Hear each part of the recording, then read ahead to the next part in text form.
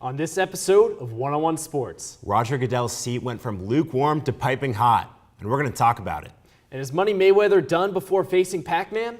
Plus, Drake is apparently over, no pun intended, Johnny Manziel.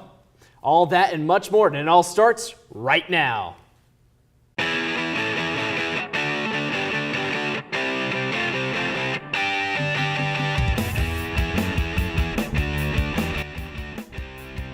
Spider-Man and Batman were allegedly arrested after brawling in Times Square. Preston, what is wrong with humanity? Well, I don't know, why can't DC and Marvel just get along? I'm Preston Willett. Here are your starting five. 5 months ago, a law enforcement official sent the NFL the elevator tape of Ray Rice beating his wife. On July 16th, Ray Rice told Commissioner Roger Goodell that he hit his wife. Yet on July 24th, Goodell only suspended Rice for 2 games. Goodell issued a further suspension after the Ravens released the running back. But Steve, should Roger Goodell lose his job over this mishandling? Yes, absolutely. There's no way, shape, or form that he shouldn't lose his job. Either he failed to monitor his employees and did not see the video, or in the case that I believe, he saw the video and he's covering it up with a lie. I think we both can agree that he did see the video, because how can the NFL commissioner not see the video? I just don't see it happening. I think everything points to him losing his job, because what has he done not to lose his job so far? He hasn't really done anything to earn it. He's not like Adam Silver, who's really gone out of his way and establishes himself as not only the commissioner, but a guy that's going to rule with an iron fist and do it fairly. I can't name one thing that Roger Goodell has done so far that would make me say, no, let him keep his job. But the thing is, the last NFL commissioner to lose his job was Elmer Late in 1946. You know how long ago that was, Steve? It's a long time ago. And he only lost it because the owners just decided not to renew his contract. And what's really sad is that if Roger Goodell doesn't express interest to see a video before a news site like TMZ, which is extremely sleazy, you've got a big problem if you're the NFL. As if the Ray Rice situation wasn't bad enough for the NFL, Adrian Peterson, another star running back, found himself in trouble over the weekend after he was indicted by a grand jury for negligent injury to a child. The Vikings deactivated AP for Sunday's loss to the Patriots, yet reinstated him for Week 3. Preston, should AP be playing? Why? Why are they playing him this week? It doesn't make sense. Nothing has been decided. They sat him out last week, sure, but nothing has been decided in his case right now. And the Vikings are completely underestimating the situation and what is happening right now with their organization. This reminds me of a lot of what's going on in North Carolina with the Carolina Panthers and Greg Hardy. Greg Hardy was already convicted. However, he's appealing the case. They should suspend him, and they should not allow him to play, because if you do something like this or are accused of it, it's absolutely disgusting and it's a distraction of the team. They honestly don't even need to suspend him. They need to keep him deactivated. They cannot allow him to be out on the football field or even at the stadium for the game, because that's a distraction for the team and that's a distraction for him. On Sunday, the GM, owner, and head coach Mike Zimmer met to try to figure out what in the heck the Vikings are going to do. Will they trade him? I don't know. I feel like that would really cripple the team, because they're not even in contention to play at this point. You can't trade him. I just don't see why they would put him out on the field right now.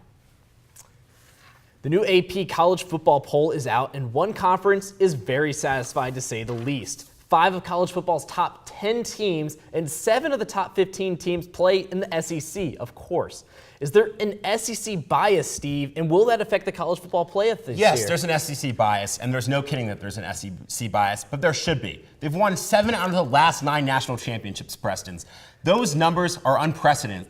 They're completely dominant. The schedule is extremely arduous. Every single team in that conference pretty much is competing for a national title every single year. Why is there an SEC bias right now? I just don't think any of these teams are head and shoulders above the rest. There's not one dominant team from the SEC right now that can go out and beat any team in the country. When you have a bottom feeder in the SEC West beating Texas Tech, who's supposed to be a mid to upper level team in the Big 12, it's pretty obvious. It's pretty obvious that the SEC is by far the best conference. Texas Tech isn't that great. I know Arkansas, came out there and had a great game, but Texas Tech isn't that great. So let's hold off on. You're saying that you shouldn't reward greatness. Well, sure, they played great, but it's Texas Tech. When have they ever had a defense in their program? Never. Exactly. That's what I'm saying. All right, let's move on. Floyd Money Mayweather announced that he plans to retire after his next 3 fights, none of which feature Manny Pacquiao. Would and to what extent would boxing suffer if Mayweather and Pacquiao both retire before fighting one another? Preston? This would be the final shot. Boxing is keeping its head right now, and they're paddling, and they're trying to keep up above water. They're treading water right now. Their head's barely up above water. If this fight doesn't happen between Floyd Money Mayweather and Pac-Man, then it's over. Boxing is sunk. It doesn't matter to me because boxing will never be in the Ali Frazier days, let alone the early 90s with all those great heavyweights. Well, that's when it was at its high, of course, but like they can get back up to that. This fight, Mayweather versus Pacquiao, would bring the prime time, the glamour, everything that made boxing so good. They're never going to get the prime time, Preston, because of the stupid pay-per-view system that they had set up that essentially blacks people from watching and getting in the sport. The average citizen cannot watch boxing. I highly doubt that boxing would be that ignorant not to put this on national television. It should be, because the sport is in desperate need for exposure, and they really don't have a star to step up in Pacquiao or Mayweather's If this fight shoes, happened, which is a huge problem. I think they would put it on national television. I think it would save the sport. I absolutely think it would save the sport. If they don't want to make money, which they're making a ton of money right now. Yeah. The FIBA World Cup ended this past Sunday with Team USA bringing home the gold with a win over Serbia. But now the NHL and the NHLPA are finalizing plans to create a Hockey World Cup in 2016. Steve, would a potential Hockey World Cup be a good idea? No, it's pointless. Just like soccer has the World Cup, basketball and hockey have the Olympics. They don't need another sporting event. Pointless? That 1 in 4 year event is something special that gets Pointless? a lot of fans extremely exciting. No one really cares about these 2 year events. You said soccer has that, but they also play in the Olympics. Basketball has, their Olympics, but they also play a World Cup like they just did. No one tuned into the Basketball World Cup. Yeah, you're one of the only people that tuned in for the World Cup, and I loved it. I just think, what is better than representing your country, representing your nation, and just going out there and playing the sport that you love? There's nothing better than that. And to give these guys another opportunity, hockey is not in the limelight that often. It's always special to put on that USA jersey. However, for basketball and hockey, what do they really benefit from competing in these events? Well, they get nothing. They just risk players getting injured. They get a tune-up every 2 years. They get the team back together.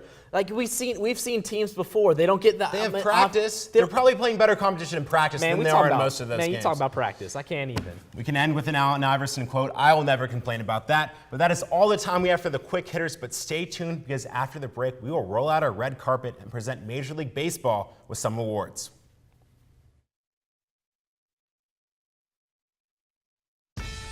Now it's time for This Week in Bad Stats. Bad stats? Horrible stats. Here goes. 132. That's how many batters struck out 4 times in one game last season. Wow, very good. Here's a tough one, though. 3 and 4. No idea. That's how many kids witness bullying. 3 out of 4. That's not a good stat. No, it's not, but it can change. Kids want to help, but they don't know how. Visit stopbullying.gov and give them the tools they need to help prevent bullying. There are plenty of safe ways kids can help at stopbullying.gov.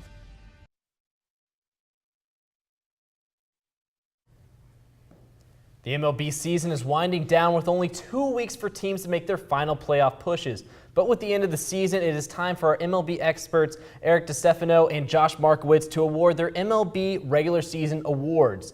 Eric, we're going to start with you. We're going to look at the MVP. How about the AL? Well, in the AL, he got robbed twice. This time, it's not happening. It is Mr. Mike Trout. He leads all of Major League Baseball in wins above replacement at 7.7. Kershaw's ahead of him with 8. Okay, but he plays in the National League, though. That's the only problem. And he has the 3rd highest weighted on base average in the AL. He's a great all-around baseball player. He's above average base runner, 14 stolen bases, only 2 caught stealing. He hasn't been running as much this year, but that's more on his manager. So I have Mike Trout, great offensive player. Not as great defensively, but we know his career, really good defensive player, and good base runner. Yeah, I can't fault it for Mike Trout. Abreu maybe have slightly better offensive stats, but the whole package goes to Trout.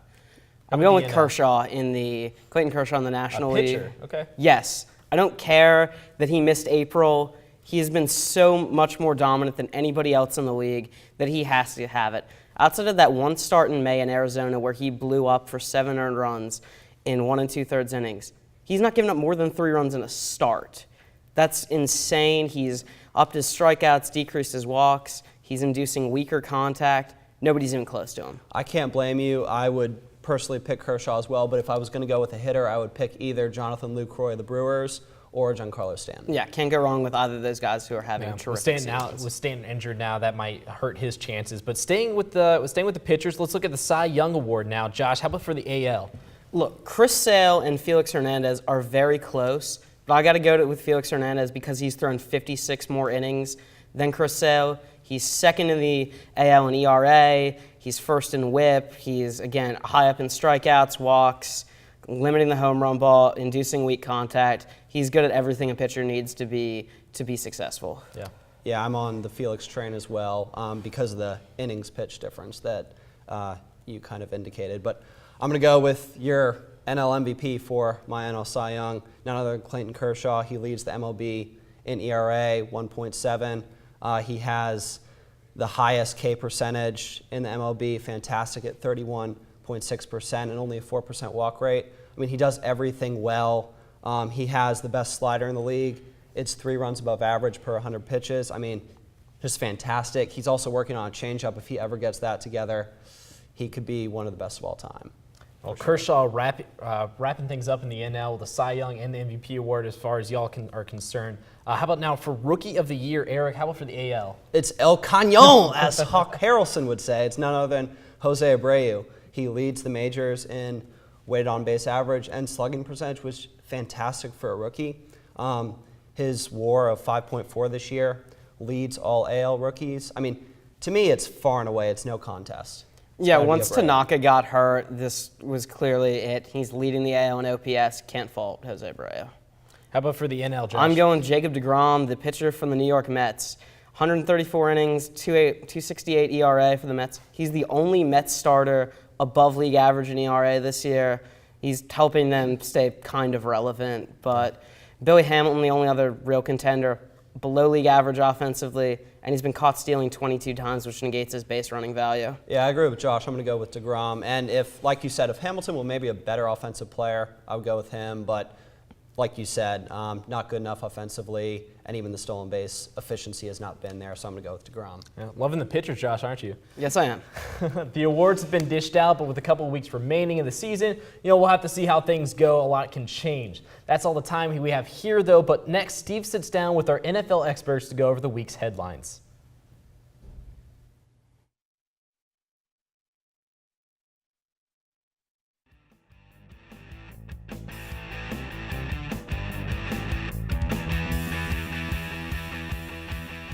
It seems like the blink of an eye, but week 2 is already in the books. Thus, I am joined by our NFL experts, Nick Markua-Nunes and Alex Orfori, to dissect everything that's going on in the NFL, excluding those off-the-field issues. Keep it on the field. We've heard enough of that today. Yeah. Let's start off with the quarterback position. 2 players that are on the hot seat right now, Derek Carr in Oakland and Josh McCown for the Bucs. Alex, which one of these guys should be replaced by their backup? I'm going to go with Josh McCown because, I mean, the Bucs are really dependent off of, like 6 games of good production with the Bears last year for McCown, who more of his career has been, just an average sort of backup type. Nothing to write home about. You don't get excited about that. Yeah, another thing is they have a pretty good backup in Mike Glennon, who was good last year, started 13 games for the Bucs, 19 touchdowns, 9 interceptions, and got a really big arm. I think he's got a lot of potential over there. Absolutely, completely agree. I think Carr, cut him some slack. He's a rookie. He's not playing too poorly. I think RG3 kind of shot the barometer of how we deal with rookie quarterbacks. So kind of let him do his thing over there. But absolutely, Josh McCown, if you're the Bucs, he's not the face of your franchise. I think they can see that. So they need to see if Mike Glennon can be the face of the franchise. He did play decently when he played last year. Nothing spectacular, but we need to give him another chance. I really like David Carr's arm strength, and that 63 completion percentage is great for a rookie. Oh, Let's move to the defensive side of the ball, though. Definitely. We have 2 great teams so far this season, the Carolina Panthers and the Houston Texans, each giving up less than 21 points per game and 6 turnovers. Lockdown. They've caused 6 turnovers so far. That's lockdown That's defense. lockdown D. Nick, which defense is better? You can't go wrong with either of them, but I think sustaining it the long term, I'm going to go with the Texans, flying a little under the radar with lower expectations due to their terrible season last year. And also, they have a great friend in the run game. They're averaging 151 yards. More importantly, they're having the ball for over 30 minutes in both of the first 2 games.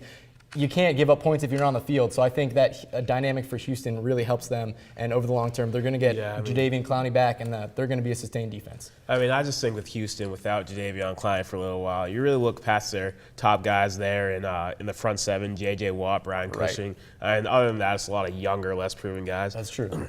I'm going to go with the Panthers because they definitely have arguably the best front seven in the league.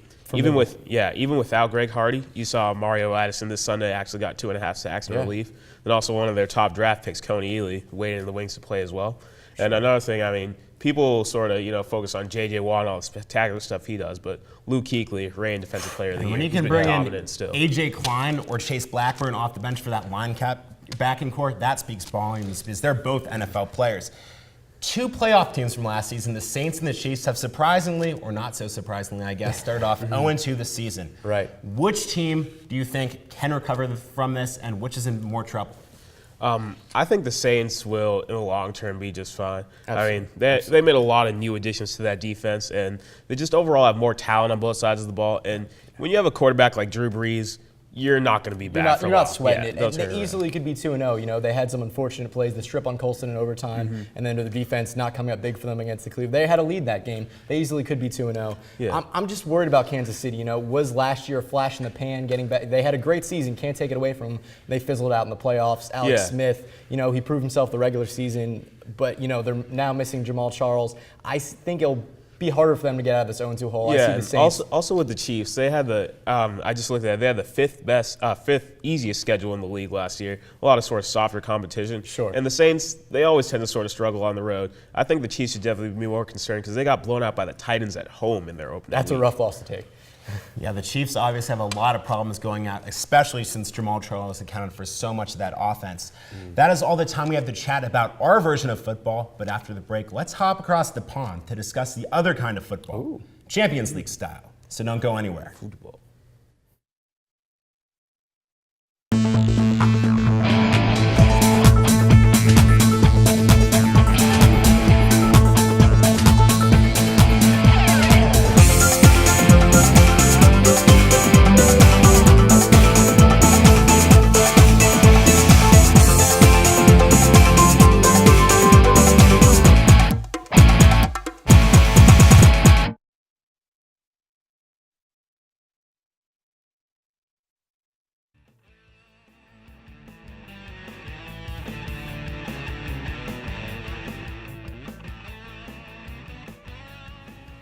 We're now going for a little international flavor as Champions League soccer gets underway this week. I'm joined by our football experts John Roddy and Ryan Meisinger to preview some of the biggest headlines going into Champions League play.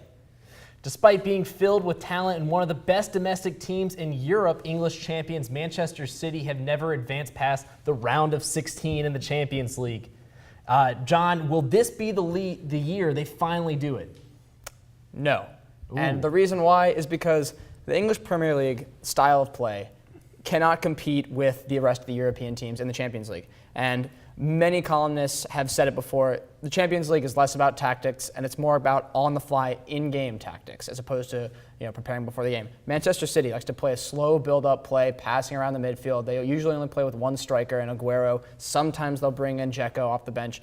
They just don't play fast enough to compete with teams like Real Madrid, That being PSG. said, they have an extremely talented team. I mean, there's no doubting that. The thing is, we're talking about them getting out of the group stage, which I believe they're going to do. Yeah. And then through the round of 16, and then continuing on to the tournament. I don't think they can make the final. No. There's just too many better teams with higher quality they have to get by to make the final. That's just not going to happen. Are we saying no Premier League teams in the final this year? Well, I would argue that Chelsea has a very good chance. Chelsea has potential. But Chelsea has the only chance out of any Premier League team to make it to the final. Yeah. All right.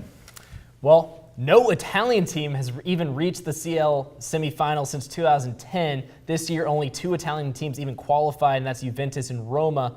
Why do Italians struggle so much in this? Preston, I'm going to take this problem off the field, and I'm going to talk about the problems with the depreciation of the Serie A, and that all roots from nowadays TV rights. They lost their huge TV deal a couple years ago, and with that, they just haven't had the money to retain players and just keep the better players coming into the league, and that's their biggest problem. And they're a selling league now, which is unfortunate. You see Roma, who we thought was going to run the Serie A this year, even though they lost out to the title to Juventus last year. They sold Mehdi Benatia, their star center back. They sold a guy by the name of Michael Bradley, who, I mean, if keep Michael Bradley there. If you keep, maybe. Maybe doing all right. And they sold their star striker Ciro Immobile, who led the Serie A last year in scoring, and you got Juventus over here, who they had 3 strikers before the season started: Fernando Llorente, they had Carlos Tevez, and they also had Mirko Vucinic. Vucinic and Llorente are gone. They only have Tevez now. Giovinco's not a striker. They only have defense. And again, the Serie A falls to And that doesn't fit for Champions League. No, and they play way too slow football. They play with 3 at the back, just like they have all this time. They fail to recognize that their style is outdated, and they're just going to continue to keep losing until they change it up. There's no doubt both teams are very talented, though. The only problem is they have to keep that talent there. Juventus has Paul Pogba, though. We'll see how he does in the Champions League. Atletico Madrid, last season's runners-up, lost several key pieces during this transfer window, guys like Diego Costa, Courtois, the goalkeeper. Which player needs to step up the most for Atletico this year, John? Well, we all know Atletico lost the best striker in La Liga last year, Diego Costa. Which I was never too fond of him, you know that. Yeah, well, I mean, he was third in scoring with 27 goals, only behind Messi and Ronaldo. Nothing in the Can't World deny Cup. the talent. Nothing in the World Cup, but we've seen what he's done with Chelsea so far. Right, 7 goals right now. Right. All right, and that's better than Shevchenko and Drogba did in their first couple games. All right, but Mandzukic, their new signing from Bayern, needs to step up, needs to fill the spot of Costa. They have no one else besides Mandzukic in that middle. He's a very similar player to Costa. He's an aerial threat, big, strong guy who can hold the play up for Griezmann and Cherchi on the wings. So if we're talking about Mandzukic being an aerial threat, what better player to talk about next than Antoine Griezmann? Yep. You talk about someone who can send service in to Mandzukic, who can beat players down on the wing, cut inside, send those balls in. You have Griezmann on the left, who's going to be giving service to Mandzukic. What better player for those two to work together to create a deadly tandem for Atletico Madrid? The only problem that I would have with Atletico Madrid is them losing Thibaut Courtois in the goal. Second best goalkeeper in the world right now. Definitely a big loss for them. They did lose their game against Olympiacos, their first one. But that is all the time we have. With the talent in this year's Champions League, though, I think we're going to have one of our most wide-open fields that we've seen in a while. We'll definitely have to revisit this as the season goes on. But coming up after the break, we get some very much needed advice from our fantasy football expert. Obviously, you aren't going anywhere.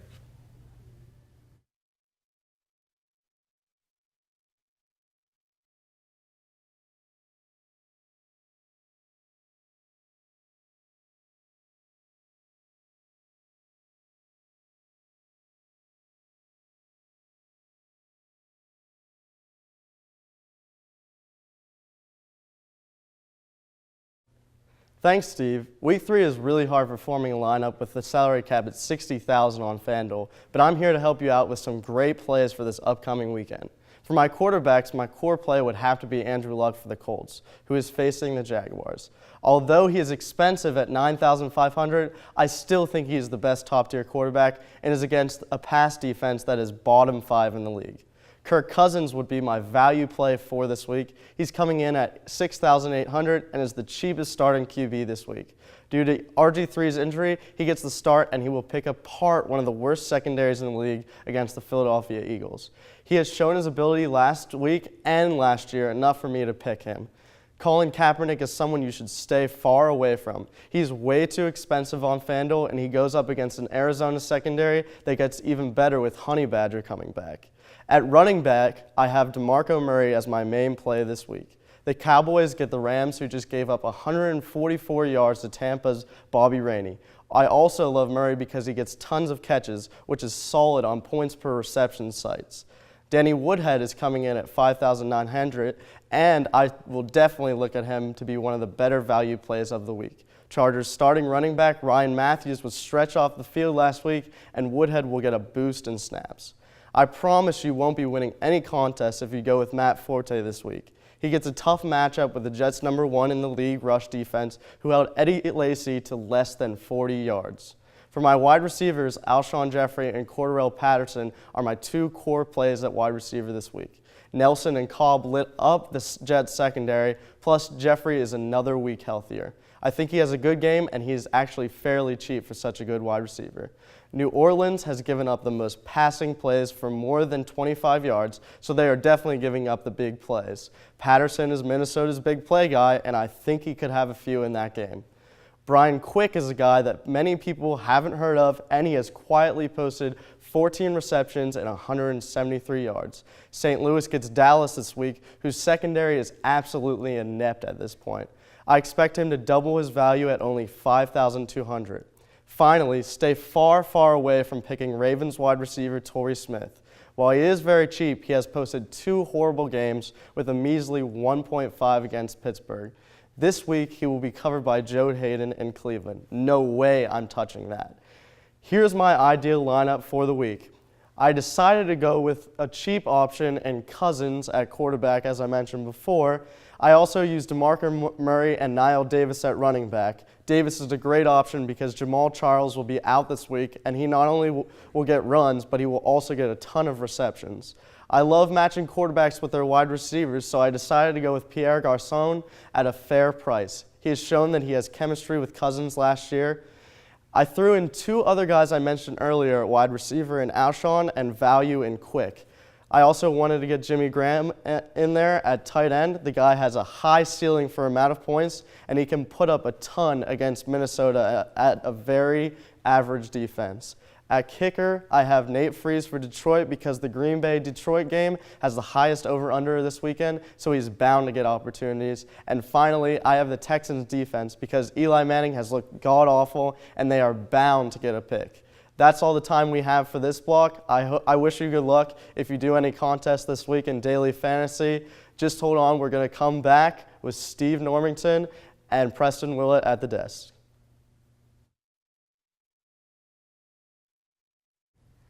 This undoubtedly was one of the most depressing weeks in sports history. So luckily we have a fun story to leave you with today.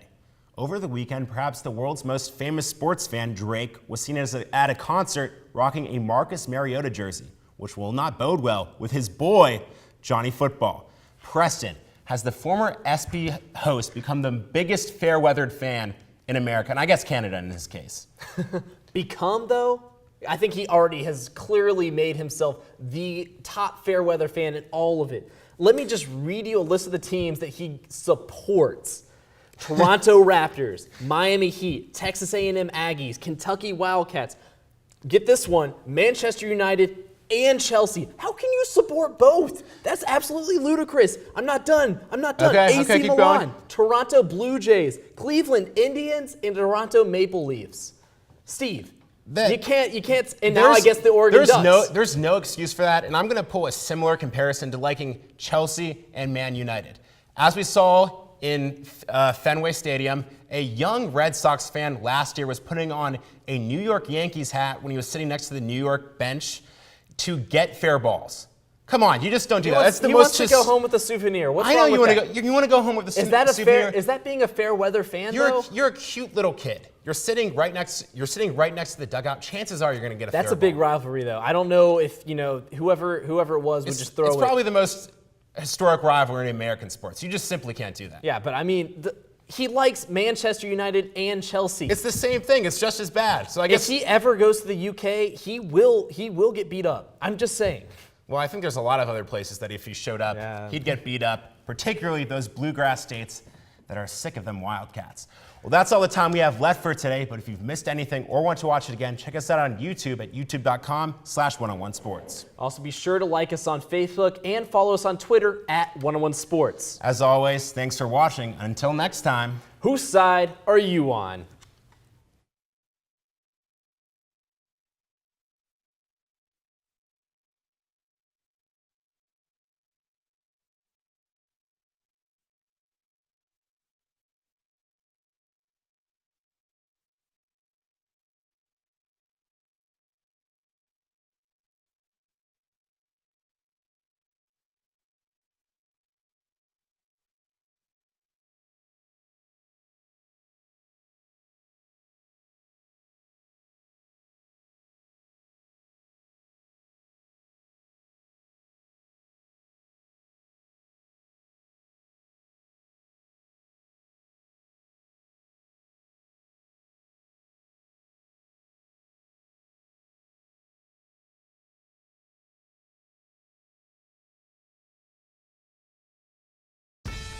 Now it's time for This Week in Bad Stats. Bad stats? Horrible stats. Here goes. 132. That's how many batters struck out 4 times in one game last season. Wow, very good. Here's a tough one, though. 3 and 4. No idea. That's how many kids witness bullying. 3 out of 4. That's not a good stat. No, it's not, but it can change. Kids want to help, but they don't know how. Visit stopbullying.gov and give them the tools they need to help prevent bullying. There are plenty of safe ways kids can help at stopbullying.gov.